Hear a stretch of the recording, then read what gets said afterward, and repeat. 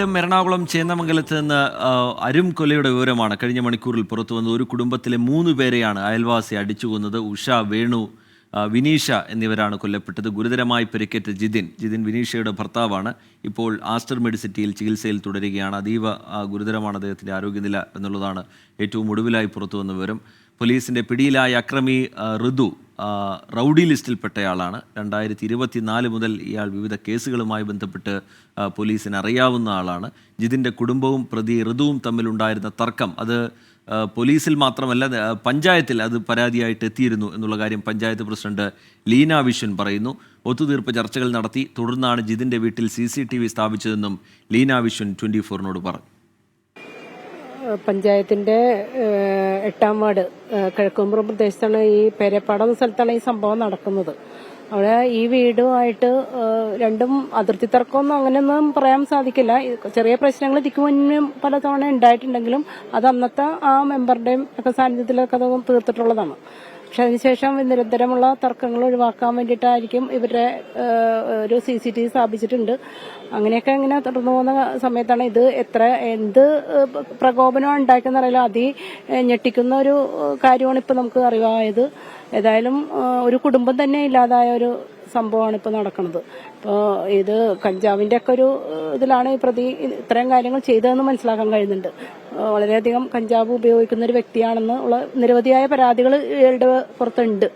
അപ്പോൾ ഏതായാലും വളരെ ഭയാനകവും ഞെട്ടിക്കുന്നതുമായിട്ടുള്ള ഒരു സംഭവമായിട്ടാണ് കാണപ്പെടുന്നത്. കുറച്ച് നാളുകൾക്ക് മുമ്പാണ് ഇതിനെക്കുറിച്ചൊരു പരാതി ഉണ്ടായിരുന്നത്. അത് നമ്മൾ തീർക്കാൻ ശ്രമിച്ചിട്ടുണ്ട്. അതിൻ്റെ ഒരു ഇതിൽ ഉണ്ടായി. അതിനുശേഷം ഇപ്പോൾ പെട്ടെന്നാണ് ഒരു ഇതുണ്ടെങ്കിൽ തന്നെ നമ്മുടെ അറിവിലുണ്ടായിട്ടില്ല. നിസ്സാര കാര്യത്തിനാണ് കൊലപാതകമെന്നും ദൗർഭാഗ്യകരമായ സംഭവമെന്നും പ്രതിപക്ഷ നേതാവ് VD സതീശൻ പ്രതികരിച്ചു. നിസ്സാരമായ ഒരു സംഭവത്തിന്റെ പുറത്താണ് ഒരാൾ കയറി ഈ വീട്ടിൽ കയറി ഇത്ര പേരെ ആക്രമിച്ചത് എന്നാണ് അറിയാൻ കഴിഞ്ഞിട്ടുള്ളത്. പ്രതിയെ എത്രയും പെട്ടെന്ന് ഒന്നിലധികമോ ഉള്ള ആളുകൾ അതിൻ്റെ ഗൂഢാലോചനയോ എന്തെങ്കിലും ഉണ്ടെങ്കിൽ അവരെ എത്രയും പെട്ടെന്ന് നിയമത്തിൻ്റെ മുന്നിൽ കൊണ്ടുവരാനുള്ള നടപടികൾ സ്വീകരിക്കണം എന്ന് ബന്ധപ്പെട്ടവരോട് ആവശ്യപ്പെട്ടിട്ടുണ്ട്. ആൻമരിയ സംഭവം നടന്ന ചേന്നമംഗലത്തെ വീട്ടിൽ തുടരുന്നുണ്ട്. അതുപോലെ അശ്വിൻ പാലാഴി പറവൂർ താലൂക്ക് ആശുപത്രിയിൽ നിന്നുള്ള വിവരങ്ങൾ പങ്കുവയ്ക്കും. അവിടെയാണ് ഈ കൊല്ലപ്പെട്ട 3 പേരുടെ മൃതദേഹം ഇപ്പോൾ ഉള്ളത്. അവിടെ മോർച്ചറിയിലാണുള്ളത്. ആദ്യം ആൻമരിയിലേക്കാണ്. ആൻമരിയ വീട്ടിൽ നിന്ന് വിവരങ്ങളുമായി ചേരുന്നുണ്ട്. ആൻമരിയ, വലിയ നടുക്കം, നേരത്തെ നാട്ടുകാരുടെ പ്രതികരണമൊക്കെ ആൻമരിയ ഈ പരിപാടിയിൽ തന്നെ പങ്കുവച്ചിരുന്നു. എന്താണ് പുതുതായി അവിടെ നിന്ന് പങ്കുവെക്കാൻ കഴിയുന്ന കാര്യങ്ങൾ? സാധാരണ ഈ അയൽവാസികളുമായുള്ള തർക്കം ഒരു നിസാര തർക്കം എന്നുള്ളതിനൊക്കെ അപ്പുറത്തേക്ക് ഈ കാര്യങ്ങൾ പോയിട്ടുണ്ട് നേരത്തെ തന്നെ എന്നുള്ള കാര്യം വ്യക്തമാവുന്നുണ്ട്. കാരണം ഇത് പോലീസിൽ പരാതിയായിട്ട് നേരത്തെ വന്നതാണ്. ഇപ്പോൾ പഞ്ചായത്ത് പ്രസിഡന്റ് പറയുന്നു പഞ്ചായത്തിൻ്റെ മുമ്പിലേക്ക് ഇതൊരു വിഷയമായി വന്നിരുന്നു, ഒരു പരാതിയായി വന്നിരുന്നു. അതിനുശേഷം അവരൊരു ഒത്തുതീർപ്പ് ചർച്ച നടത്തിയിരുന്നു. അതിനുശേഷം ചില കാര്യങ്ങളൊക്കെ തീരുമാനിച്ച് പിരിഞ്ഞതാണ്. പിന്നീട് എന്താണ് ഇപ്പോൾ പെട്ടെന്ന് ഇങ്ങനെ ഒരു കൊലപാതകം വരെ 3 പേരെ കൊലപ്പെടുത്തുന്ന ഒരു വലിയ ക്രൂരതയിലേക്ക് കാര്യങ്ങൾ എത്തിയത് എന്നുള്ള കാര്യം അവർക്കും സംശയമാണ്. എന്താണ് നാട്ടുകാരൊക്കെ പറയുന്നത് ആൻമരിയ?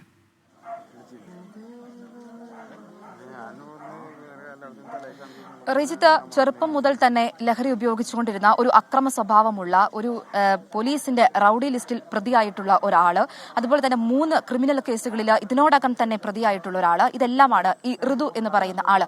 ഋതു ഏകദേശം 2 ദിവസങ്ങൾക്ക് മുൻപാണ് ബാംഗ്ലൂരിൽ നിന്ന് നാട്ടിലേക്ക് എത്തുന്നത്. ഈ ബാംഗ്ലൂരിൽ നിന്ന് നാട്ടിലേക്ക് എത്തിയതിനു ശേഷം കഴിഞ്ഞ ദിവസം ഈ വീട്ടിലേക്ക് എത്തുകയും ഈ വീട്ടിലെത്തിയതിനു ശേഷം അതായത് ഈ കൊലപാതകം നടന്ന വീട്ടിലെത്തിയതിനു ശേഷം ഈ ഗേറ്റ് ഉൾപ്പെടെ തല്ലി തകർക്കുന്ന രീതിയിലേക്ക് മാറിയിട്ടുണ്ടായിരുന്നു. ആ ഗേറ്റ് തകർത്തതിന് ശേഷമാണ് ഈ കൊലപാതകം നടന്ന വീട്ടിലെ ഈ ജിതിൻ താമസിച്ചിരുന്ന വീട്ടിലെ വീട്ടുകാര് ഈ ക്യാമറ സ്ഥാപിക്കുന്നത്. 4 ക്യാമറകൾ ഇതിനോടകം സ്ഥാപിച്ചിട്ടുണ്ട്. ഫ്രണ്ടിൽ 2 ക്യാമറകൾ, അതിന് ബാക്കിലായിട്ട് 2 ക്യാമറകൾ, ഇങ്ങനെ 4 ക്യാമറകൾ ഈ വീടിന് ചുറ്റുമുണ്ട്. അത് ഈ ഋതുവിന്റെ ശല്യം സഹിക്കാൻ പറ്റാത്ത രീതിയിൽ എത്തിയതിനു ശേഷമാണ് ഈ 4 ക്യാമറകൾ ഈ വീട്ടിൽ സ്ഥാപിക്കുന്നത്. ഇതിനു മുമ്പ് പലപ്പോഴായിട്ടും ഈ ഋതുവിന്റെ ഭാഗത്തു നിന്നും ഈ രീതിയിലുള്ള അക്രമ സ്വഭാവങ്ങൾ അല്ലെങ്കിൽ ഭീഷണിപ്പെടുത്തുന്ന രീതിയിലേക്ക് കാര്യങ്ങൾ മുന്നോട്ട് പോകുന്നു.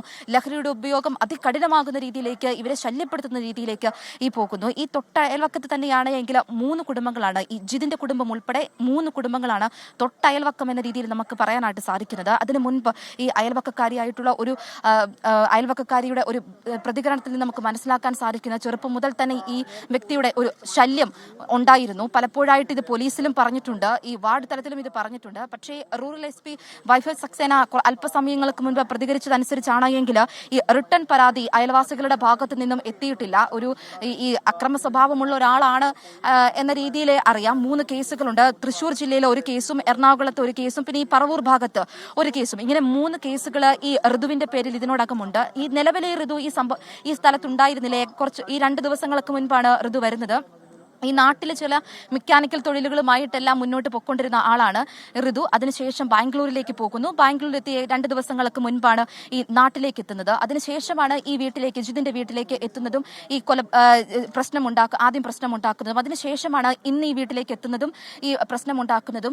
ഈ മൃതദേഹങ്ങൾ കണ്ടെത്തിയതനുസരിച്ചാണ് എങ്കിൽ വീടിനുള്ളിലേക്ക് ഈ ഋതു കടന്നു ചെന്നിട്ടുണ്ട്. കാരണം ഈ മൃതദേഹം കടന്നത് വീടിന് ഉള്ളിലാണ് മൃതദേഹം കടന്നത്. എടുത്തു പറയേണ്ട മറ്റൊരു കാര്യം, റിജുതി കുടുംബത്തിലെ 2 കുട്ടികൾ കൂടിയുണ്ട്. 9ഉം 5ഉം, ഏകദേശം 9ഉം 5ഉം പ്രായമുള്ള 2 കുരുന്നു കുട്ടികൾ കൂടിയുണ്ട്. ഈ ഋതു വീട്ടിൽ ബഹളമുണ്ടാക്കുന്നത് ഈ കേട്ട് ഭയന്ന ഈ കുട്ടികൾ മുറിക്കുള്ളിലേക്ക് കയറി ഓടുകയായിരുന്നുവെന്നാണ് പോലീസ് പറയുന്നത്. അതുകൊണ്ടാണ് ആ ഋതുവിന്റെ കയ്യിൽ നിന്നും ആ കുരുന്നുകൾ രക്ഷപ്പെടുന്നത്. ഈ ബഹളമുണ്ടാക്കുന്ന ശബ്ദം കേട്ടുകൊണ്ട് ഈ തൊട്ടയൽവക്കം തന്നെയാണ് ഋതുവിന്റെ കുടുംബവും താമസിക്കുന്നത്. ഈ ഋതുവിന്റെ വീട്ടിൽ അപ്പോൾ ഉണ്ടായിരുന്നത് അമ്മയാണ്. ഈ അമ്മ ഋതുവിന്റെ ഈ സൗണ്ടും ഈ വീട്ടിൽ നിന്നുള്ള കരച്ചിലും കേട്ടുകൊണ്ട് ജിതിന്റെ വീട്ടിലേക്ക് ഓടി വരുന്നുണ്ട്.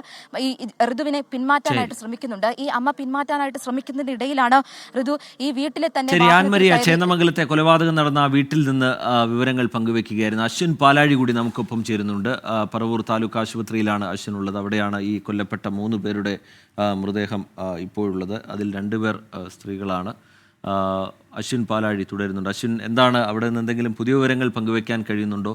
ഇനിയിപ്പോൾ തുടർ നടപടികൾ, മൃതദേഹം ബന്ധുക്കൾക്ക് വിട്ടു നൽകുക, അങ്ങനെയൊക്കെയുള്ള കാര്യങ്ങളിൽ ലഭ്യമാകുന്ന വിവരങ്ങൾ എന്താണ് അശ്വിൻ പാലാഴി?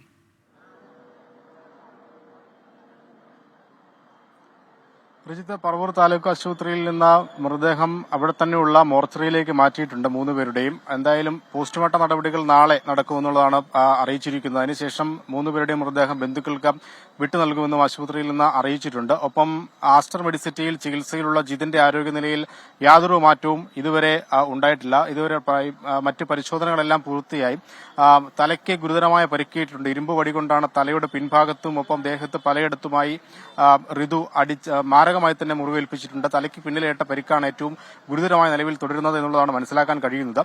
വെന്റിലേറ്ററിന്റെ സഹായത്തോടു കൂടിയാണ് നിലവിൽ ജിതിൻ ജീവൻ നിലനിർത്തുന്നത്. രാത്രി പൂർണ്ണമായ നിരീക്ഷണം ഉണ്ടാകുമെന്നും ആസ്റ്റർ മെഡിസിറ്റിയിൽ നിന്ന് അറിയിക്കുന്നുണ്ട്.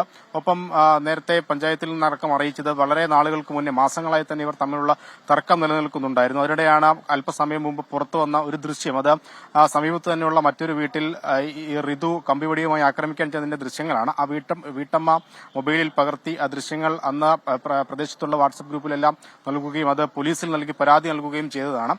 പോലീസ് അന്ന് താക്കീത് ചെയ്ത് വിട്ടതുമാണ്. അതിന് പിന്നാലെ യാതൊരു മനംമാറ്റവും ഇല്ലാതെ ഋതു ലഹരിക്കടിമയായി പല വീടുകളിലും ഇങ്ങനെ പ്രശ്നങ്ങൾ ഉണ്ടാക്കുന്നതിന്റെ ഭാഗമായി പോലീസ് വീണ്ടും ഋതുവിനെ പിടിച്ചതുമാണ്. പിന്നീടാണ് ബാംഗ്ലൂരിലേക്ക് ജോലിയുമായി പോയത്. എന്തായാലും പിന്നീട് ഒരു ചെറിയ പ്രശ്നം, അയൽക്കാർ തമ്മിലുള്ള ചെറിയ പ്രശ്നം വലിയ കൂട്ടക്കൊലയിലേക്ക് പോകുന്നു.